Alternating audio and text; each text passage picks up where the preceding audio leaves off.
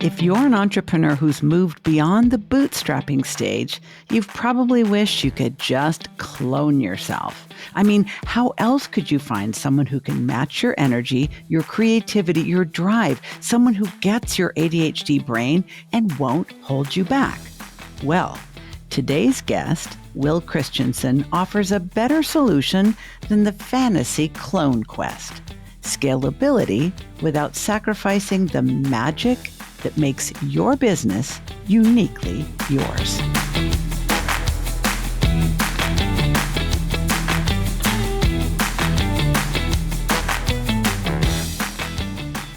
You mentioned that you wrote a blog post about how Dolly let you down because you really wanted to clone yourself. This is a very common thing, especially for ADHD entrepreneurs, because we see our brilliance, we see our drive, our energy, and we're like, if I could just get one more of me, we could double the output of this thing and everything would be fixed, right? That's the passion or dream. I came across this because I had a prototype product that I built and I had 6 paying users on this prototype, but it didn't have a website up. There was no scaling or marketing or anything like that because I didn't have time. I was building another startup at the time. Fast forward 3 years of having that prototype, a friend of mine sent me a Crunchbase listing, same exact idea. Somebody raised $1 million on it. That sucks and so hard. I was like, no. Why? No, like I've had other places where I've had an idea and I wrote it down in a journal and then it becomes $1 billion idea. And those I'm like, yeah, I didn't actually execute on any of that. But this one, I had the freaking jet on the runway and I just never put gas in it and put a pilot behind it. I was like, I've got to clone myself. And so I started hunting. I Googled cloning, wasn't an option. And that's actually when I stopped and said, what I'd really love is just another me, but maybe a me who has tons of time. When did I have tons of... Wait, when I was a young, hungry college student, recently graduated from high school, I had tons of energy and 0 experience and tons of time. It's like, what if I found one of those? And then I realized, wait a second, there are young, hungry college students out there. So I called my alma mater, an old professor of mine, and he shot me an email. And we went back and forth and I said, hey, can you post that I'm looking for an apprentice? And I called it Entrepreneur's Apprentice. Come join me in the business, build it from the ground up. And I was looking for a clone of myself. I had been introduced to a test called the Kolbe test, Kolbe. Yep. That Kolbe test, and if you've taken the test, I'm a 2-2-10-4. The only other person I know who's a 2-2-10-4 is Simon Sinek. So not bad company, my friend. Not bad company. 2-2-10-4. So the short version is I had already matched in the past employees to me through another agency that was helping me find team members to complement me through the Kolbe test. So I understood how to match. And I said, okay, I'm going to do the same thing and I'm going to find an exact copy of me. Well, I got on the phone with the exact copy of me and I said, hey, I'm you in 10 years. I was like 35. So this is 4 or 5 years ago. Hey, I'm you in 10 years. Join me, and together we will rule the galaxy. You didn't. Was that your pitch? Yes, I did. I said it just like that. Okay. And I thought, well, he's just like me. He'll eat that up. Yeah. And he was like, I don't need you. And I was like, what? Excuse me? How dare you? I was like, what do you mean you don't need, like, why did you apply for the job? I'm so confused right now. He gets off the phone and I realized, holy crap, I was that arrogant when I was in college. I was that arrogant. I thought maybe this whole cloning idea is not. Maybe this is not a good idea. So I actually hired a few that were like me, that accepted the job, and they lasted for 3 months and went and started their own thing. And I was like, what the fetch? One of them came to me and he was my exact opposite, which I was not looking for. Yep. I did not want my opposite. I wanted a clone. My exact opposite comes to the table and he says, I'll work for free. And I was like, well, can't beat free. Yeah. So I put him on a couple of projects and then I had these clones of me who flaked out. And I was like, well, I got this guy who's doing a good job for free. Let's pay him something. And he turned out to be the most effective apprentice I'd ever had, which clued me in to clone yourself. What you need is your opposite. Because as you were talking, and we've been talking for well over an hour before we even started recording, I didn't think that you were going to say that because I'm thinking, well, yeah, there are the great parts about having ADHD, some of which we've already named: creativity, drive, energy, But then there's the not so great parts, like forgetting and being late and overthinking and procrastination and distractibility and all the rest of the jazz. So maybe the cloning of yourself as an exact copy is going to mean more of that shit too. Oh, it totally is. And I saw that in the clones that I had that were exactly like me. So then I discovered that there was a place. So depending on what my business needed, depending on which direction I wanted to go, I could shape the clones so that they still complemented me, but they also had natural skills and abilities in the area I wanted them to focus on. But it was more than that. I was like, I've hired 7 different VAs. I've tried everything under the sun to try to find someone who gets there. And I had a couple who directly complimented me, and they were amazing. Mm-hmm. But at the same time, they didn't appear to want it as bad as I wanted it. Okay, let's get honest here, Will. Desire, passion, purpose. I don't know that we can clone those things. I wish we could. I think the best people have to match us in that, but it's our business, not theirs. So will they? Can they? Yeah, so here's the deal. I wasn't sure that was possible either. I knew I was onto something because I decided to drink my own Kool-Aid. So this is like 4 years ago. I was like, cool, I need an apprentice for my apprentice business. So I brought on an apprentice in February of 22. Light years ago. Almost, yeah, for the day and age we're in now, Yep. light years ago. She came on and she was my opposite in many different ways. She balanced me. And the passion and desire was the part that I was most curious about. Mm-hmm. 6 months in, I'd been doing fractional work and supporting Entrepreneur's Apprentice and looking at all of that. We had had a couple of lean months and I had taken a pay cut, $2,000 or $3,000 here or there, because that's what happens when you're a business owner. Absolutely. You have to do that. I told her, look, I'm giving you equity dependent upon employment, phantom equity in this business. So I want you to treat it like you're an owner. She goes, this is unprompted. Well, I think it's my turn to take a pay cut. I almost fell off my chair. I've never heard that from an employee ever. Well, like, excuse me? You want to take a pay? I said, I will tell this story till my dying day because it was not prompted and it was just raw. I had not felt so seen in my place as an entrepreneur and the risk. I said, first off, you are not taking a pay cut, but you have given me a gift that I will forever treasure because I know that you care about this maybe almost as much as me. And all of a sudden, I started to see other things that she was doing where she was giving up social activities and she was leaning in and just being a co-founder with me. And so she went at the beginning from being just admin. All she did all day long was like answering emails and scheduling. To quickly, she began to understand enough context that I could start giving her more complex stuff. She got to the point where her client handling chops were just as good as mine. So she could go in and handle the craziest, angriest clients because she'd seen me handle them.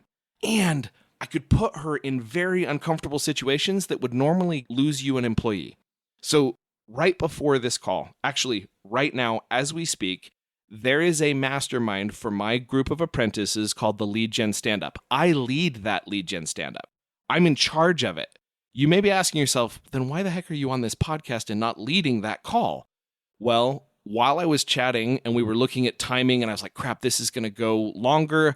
I want to make sure that I provide as much value as I can to these listeners. I need to eliminate some distractions. I went over and I messaged one of my apprentices and I said, hey, I know I've never asked you to do this before, but would you be willing to lead the call today? And I want you to just go around the room and get the challenges from people and I will watch the recording and respond to the challenges in our WhatsApp group. And she was like, yeah, okay. And I was like, wait, excuse me? Did she just say, yeah, okay? This is a woman who is very organized. She likes control. Predictability. She likes predictability. Mm-hmm. So the fact that she was willing to take my curveball where I just dumped something over the fence at her and she was like, yeah, I got it. And I said, okay, well, do you want me to introduce you? And she's like, no, I got it. I'll introduce myself. And I was like, yes. So literally right now, my clone is sitting in that room and teaching the other apprentices and learning from them and grabbing the challenges and flying by the seat of her freaking pants for me because she cares about what I'm doing, I think, as much as I do. And I can validate that this is the real deal because Will and I were having such a grand old time chatting away that we should have wrapped this interview in well enough time for him to be on that call. And I wasn't even aware that you did that. Yep. So we have been talking for the last number of minutes about one of the three parts of your framework, which consists of AI, automation, and top tier human talent. You have just been talking about what any listener would think of as top tier human talent, the kind that so many of us as ADHD entrepreneurs don't think we can find. Let's talk about the other two parts of the framework. Yep. So the only thing I want to say before we go to the other two parts of the framework is this.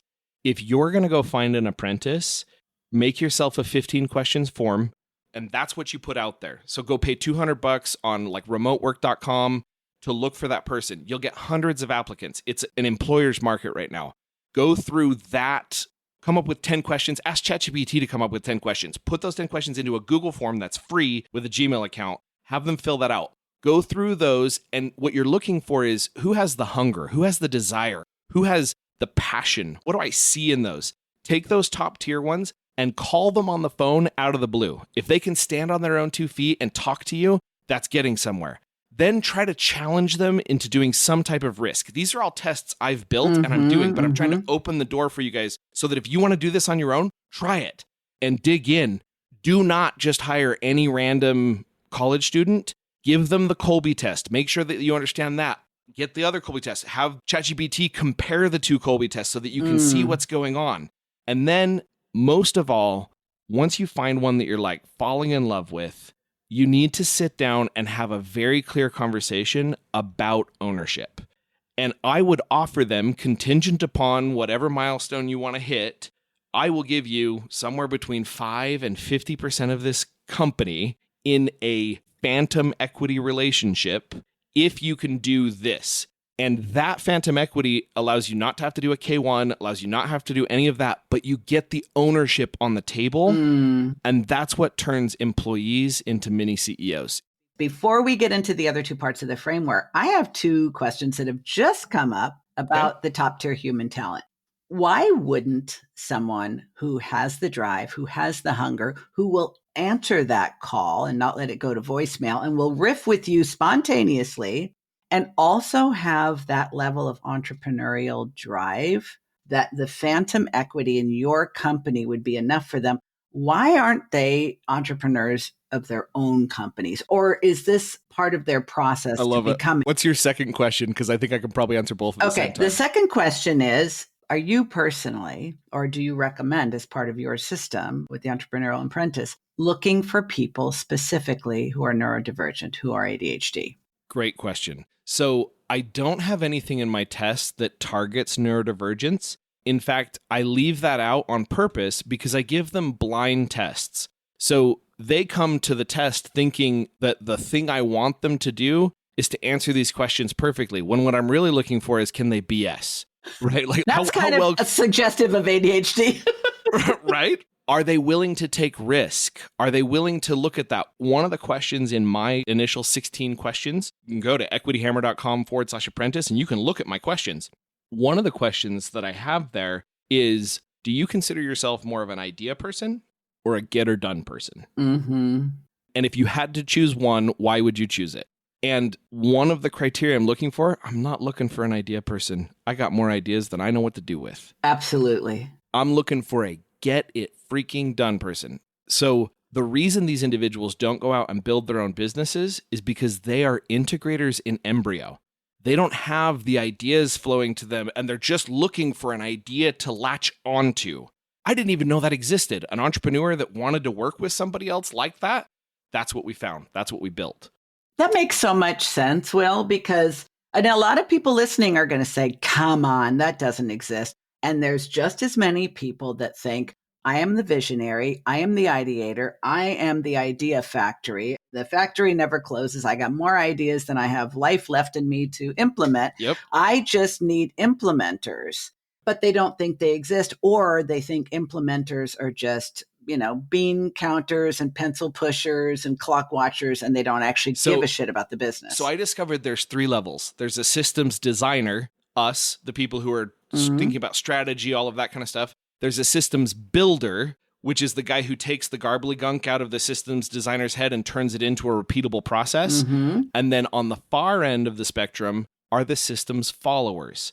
The people who like to check boxes, like my wife. My wife actually likes checklists. I was like, oh, like needle in the eye if you want me to do a checklist. That sounds awful. It dawned on me there's 3 separate people, but most entrepreneurs, they try to go hire a systems follower. And then they get really pissed off because the systems follower can't figure out how to do their email. Well, you didn't have a system for your email to begin with, so why were you getting a systems follower? They can't create systems. They're not a systems builder. That makes so much sense. That's the crux of it. Sense. Absolutely. That's the crux. And so these individuals are entrepreneurs in embryo who literally want to attach themselves to an idea guy or an idea girl, and they want to grow together. And if you show them that your apprenticeship is the gateway to entrepreneurship, I will show you how to get into entrepreneurship. But you've got to prove that you want this just as bad as me by dealing with all of my crap. See, this is one of the other things I love about this, because I've certainly had clients who say, I hired this person who sold themselves to me as an implementer to match my, visionary. But what they really wanted was access to my business so they could pick my brain, copy my systems, and then go out and compete with me. You're talking about something completely different. It's an upfront, open, honest relationship where you're saying, I invite you to come into my business. And I'm willing to share with you if you're willing to put in the work, effort, and show me you have the drive. Which is apprenticeship. I love it. I love it. So I think that answered both of your questions there, but that's why they don't just go do it on their own. And that's how we find people who want to stick with you in the long term. Got it. Okay. Ready to move on to the next 2 parts? Yep. Awesome. Let's talk about AI. Okay. So AI actually changed the game entirely. So I've been doing AI before it was cool. Back in 2010, I was at my job. Actually, it was like 2012, something like that. I got a job as a media director. But I wasn't a media director yet. I was a media buyer's assistant, which meant that I got all of the grunt work. Yep. I got handed every 12 to 16 hours of manual copy and paste in Excel every single week. For someone with ADHD, you can imagine how painful that was. Yeah. Guess how I stayed in that job? I stayed in that job by teaching myself to code in Visual Basic so that I could automate my entire reporting process. And I got off on it. I was so excited. When I discovered what a for loop was, I almost fell off my chair. Any programmers are like going to laugh their heads off at that. I didn't know what a for loop was. So I was doing if then go to statements and all this no formal training. Really, the automation bug bit me. And I just became the resident Excel expert, Google Sheets expert in the office. And everybody brought their data challenges to me. And I saved the team hours and hours of time by automating the things they were going to have to do manually.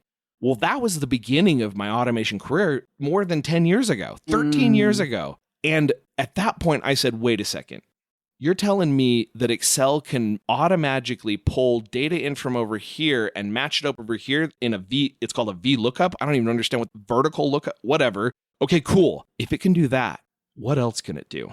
And I started on a mission to figure out just how much of my life I could automate. Because I wanted to figure out how to automate. Like, I have an ADHD brain. Yeah. It can't keep track of anything. So if I build a system that keeps track of it for me, well, then I don't have to worry about it as much anymore, right? It just plays forward. And when I dug into that and really pushed, I was like, oh, wow. Yeah. Okay, automation. And so because the buzzword before AI was automation. Yes. And the reason most people didn't know about it is because there was so much nuance in creating automation in the if-then statements. So when you wanted to send out an invoice to a client, there were certain conditions that had to be met before that invoice could be sent. The project had to be done, all of these other things. Well, people would go automate and they would screw something up in it and it would lose them a client and they were like, that's it, I'm never automating again. AI changed the game because now you could give word vomit to the AI and say, this is the set of criteria that I want you to take action on. And now it can do an if-then statement in a garbly-gunk blob of text. So you don't have to be a programmer anymore to figure out how to automate some of these different processes that are out there. And the tools are just unreal levels of cool. AutomationHunter.com, that's my YouTube channel. I release small business AI and automation tips there on a regular basis. And if you're ADHD, you may notice that a lot of those tips are directly targeting my ADHD. So I'm so passionate about that technology side of things. And AI changed the game for us in terms of the layman or the non-technical individual getting access to it, or even the technical individual being able to do more advanced things with AI in automating. Absolutely. In fact, I think a lot of people have been hearing for years, well, if you've got a scalability problem or simply a capacity workflow problem, you need automation. But most people are not coders. Well, most people would not get off, as you said, on teaching themselves how to code. But we all share the desire to get To more automate. done with less effort, less energy, and to save ourselves time everywhere that we possibly can. Have you read the book, The One Thing? Yes. Well, Hold on. I think I've read the summary and I watched a couple of videos. you know what? It's good enough. Even if you just know this one sentence, what is the one thing that would make everything else easier or unnecessary? I think we can both agree the one thing is automation, right? And now AI makes it automation. accessible. I found that it could be one of three things: automation, delegation, or elimination. See how well I queued you up for that? It's almost like we rehearsed it. You did well. We didn't cue that up. But like, I found that it's one of those three things that you can do. I want to share with you briefly my 15-115 principle. So this is a framework I built to find automation opportunities in your business.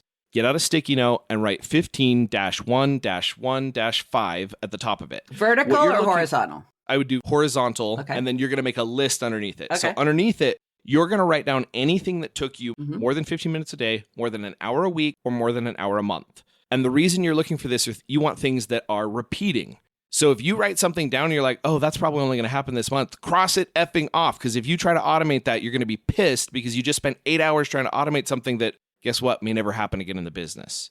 That is so common. People, they're like, oh, yeah, but this could be automated and it might happen again. Well, if it's not happening on the regular, do not flipping automate it. Now, the last step, the five tally marks. You've done it 5 times manually. Okay. So less than 15 minutes a day, less than an hour a week, or an hour a month. The reason there's that threshold is because that's about how much threshold you need to be able to afford a freelancer. Like, it's got to save you an hour a week or an hour a month, at least an hour a month. If it's not saving you an hour in a month, you should not be even looking at it. Okay. Then write down 5 tally marks and then go describe the crap out of how to do that thing and hand that to ChatGPT and say, write me a spec for an automation consultant and go post it on Fiverr. Boom. So that's automation. Another thing I'll throw out there, there's 4 questions that if you answer when you're giving them that automation description: where's the data now? Where does the data need to go? What needs to happen to the data in between? What triggers the process to start? And how often does this happen? If you give those 5 questions to ChatGPT and say, ask me those 5 questions, then when you give your brief, it'll actually have the details they need to tell you exactly how much it'll cost. And then you can look at it and say, is this ROI positive? If I pay $500 to have this automated, if I pay $200, if I pay $1,000, if I pay $10,000, is this going to pay me back? Makes sense. That's the automate principle. All right. We talked about this a little bit earlier before we started recording about how the 3 parts in your system, automate, delegate, eliminate, you put them in that order because those are kind of the order of difficulty. Why is eliminate the hardest part of all in cloning yourself? And I want to throw this out there, the automate, delegate, eliminate, that's been my journey. I will write, is it a biography or autobiography? I can never remember which one I write, but the version I write will be called automate, delegate, eliminate, and because that's how my journey in life went as I discovered this path. Well, automate doesn't involve people. There's no soft skills that I have to learn that are so difficult for someone with ADHD. I don't have to do any of that. I have to hyper focus on something and learn how to understand how Zapier works or Make works or whatever tool you're going to use works. That's something I can do. I can hyper focus, right? And so that became the easiest. The next most difficult was delegation, because elimination, we're collectors of things, like you said earlier before we started recording. We collect everything. Man, I'll never forget, I was sitting at my desk and we were trying to move and I was trying to eliminate some stuff and I could not throw away this t-shirt. And I was like, this is insane. And I had an emotional literacy coach there, and he was coaching me, and we were digging into it. I had attached my mom, my dead mom's identity or my connection to her to this piece of clothing. And I wasn't willing to let it go because it meant letting go of her, which is not logical, but that's what my brain said. So elimination is most difficult because I have found we attach ourselves to things. And as we attach ourselves to things, it is very hard to let go. And for those of you that had trauma in your life, that exacerbates it. So I lost my mom when I was 10 from breast cancer, and abandonment is something I will never do to anyone. And so like firing someone, very difficult. That's why delegate became the next phase of it. Because eliminate, oh man. Too hard. Well, honestly, so many people with ADHD have low-key hoarder vibes. Like, seriously. Because we're very good at starting things. We're not good at finishing them. I cannot see in your room, but we talked about your massive collection of fidgets. And I told you to put them all away so we don't make noise during the recording. But it's that we get attached to the ideas that we have for things. And so even if we haven't followed through, we always tell ourselves yet. So I couldn't possibly let go of it because then I'd have to deal with feeling dumb for getting it to begin with and give up on the dream that one day I will. So giving up on the dream is so painful. You want a sales tactic? So Chris Voss wrote a book that I think is just absolutely amazing. If you've got a client who's not listening to you, or you've sent like 7 follow-up emails and they're not responding, just send them an email that says something like this. Hey, sounds like you've given up on the idea of cloning yourself. If that's the case, totally get it. No problem. I won't bother you anymore. I've found that revives the conversation real fast because nobody ever wants to say they gave up on anything. That's very sneaky. Oh, and by the way, not that I'm saying it's not a good idea or I won't use it. It's the autobiography when you write it about yourself. But I think that it's actually going to be a nonfiction book for entrepreneurs like us, because you're an open book like me, quite literally. And you've got a lot of really relatable, strategic advice that brains like ours are really not going to want to hear from anyone other than brains like ours. So a nonfiction book is in your future, and it'll probably have a lot of self-referential stuff. So it'll feel mildly autobiographical. Like an autobiography. But that's what makes it relatable. Yeah. There's a part of this where we haven't even really talked too deeply about this side of it. Automation has made so many of my weak points become strong points because I've been able to find the places where automation is most important and program my phone to automate those specific tasks. And so finding where's the inflection point? Like, what's the most important thing to your wife? Is it the anniversary? Is it the birthday? Is it the whatever? And what systems can I put in place so that I never forget that again? And those systems then can become automation. And with AI agents these days, it's getting way cool. Like, there's so many ways that you can just systematize that memory. You don't have to keep track of it anymore. When you think about the fact that I don't think of it as a disorder, but our ADHD is largely based on emotional dysregulation and challenges with executive functioning. It makes the utmost sense, Will, to save the executive functioning that we can squeeze out of ourselves on a regular basis for the visionary, strategic, disruptive, world-changing stuff, and then automate, delegate, or eliminate everything else to take the pressure off our freaking brain so we can just do only the magic stuff. Systems designer, systems builder, systems follower. You want to be in that systems designer spot as much as humanly possible because that's where your brain just lights up. What is the true benefit, the true ROI? So what I have found to be the true ROI is the freedom of thought to create. So I get off on creating things. That's my favorite part of the business. But I need somebody who's really good at discerning what's the right thing to work on to tell me which ideas we should work on. I can get everybody started on it. I'm great at galvanizing people to connect those different dots. If you Patrick Lencioni's 6 Working Geniuses, yes. Innovation, galvanizing, that's me. So I'm great at those two.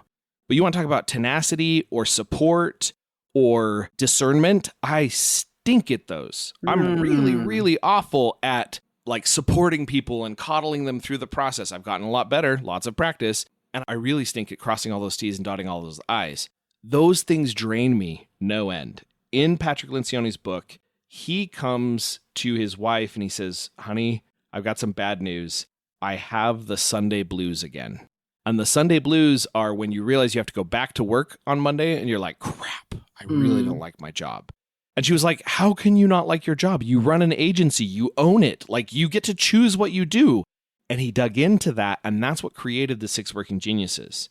So those 6 working geniuses or the Colby test or whatever you want to use as the framework show you what drains you and what lights you up.